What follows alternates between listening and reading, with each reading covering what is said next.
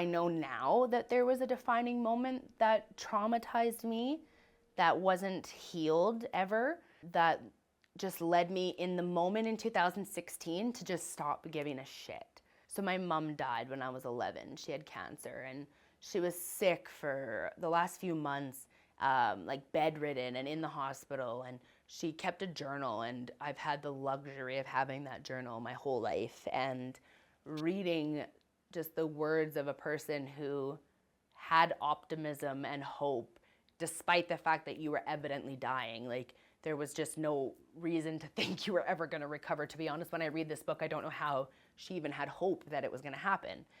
What happened after that, it wasn't the trauma of her dying, to be honest. And I think that I know what it was now, is that the abandonment of all the people that left after she died was my big defining moment in my life that really changed everything. And still, like, it still is going to trigger some emotion. But just literally, like, why wasn't I good enough?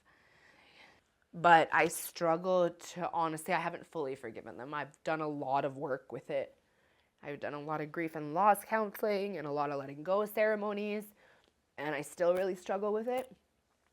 I can tell you right now, I have no desire to forgive, like, to let them in my life ever again. That will never happen. They lost that opportunity. I think that now I have more understanding that they didn't heal properly from their own trauma, from her dying. And that's okay, but I'm not going to allow you to be in my life and hurt me because you didn't heal properly. And I've set that boundary since I was about 20 now. It's been about 18 years. I've set that boundary, and it's hard. I didn't ever not want them to be a part of my life. I think that's what's hard. And the only one person, unfortunately, who acknowledged all of the shitty behavior of my aunts and uncles was my Uncle Dennis, and he just passed away last year, actually. But he sent me a letter when I was at the Healing Lodge and acknowledged that they were shitty and that he could have done better. So it made it even harder to forgive the aunts. Because if one of you recognized it, you all did. So in 2016, when I was re-triggered by feelings of abandonment, this would have been 9 years ago. So 16 years after she died. And I just think that all that anger, every feeling I felt towards them really just came out in like an I don't give a shit about anything attitude. You know, like, I just felt like nobody cared, so why should I?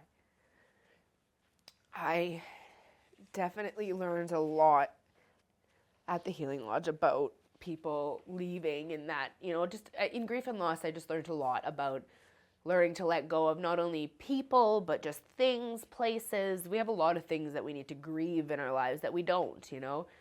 When I did grief and loss, I still grieved for things that I lost in the 1997 flood, or 96, 97 flood, that my parents didn't have time to get out of the house, and I'm still devastated that isn't there, and I would do anything to have those things back, you know, like, and I'm, you know, that's 30 years later almost, you know, so I think that, I definitely felt that moment trickled down 16 years later and just resurfaced from just not being nurtured that young, right? Nobody, and this is the thing, I don't blame anyone. Nobody in my life at the time and up until now has had the ability to nurture what needed to be nurtured in me for me to not end up doing what happened. You know what I mean?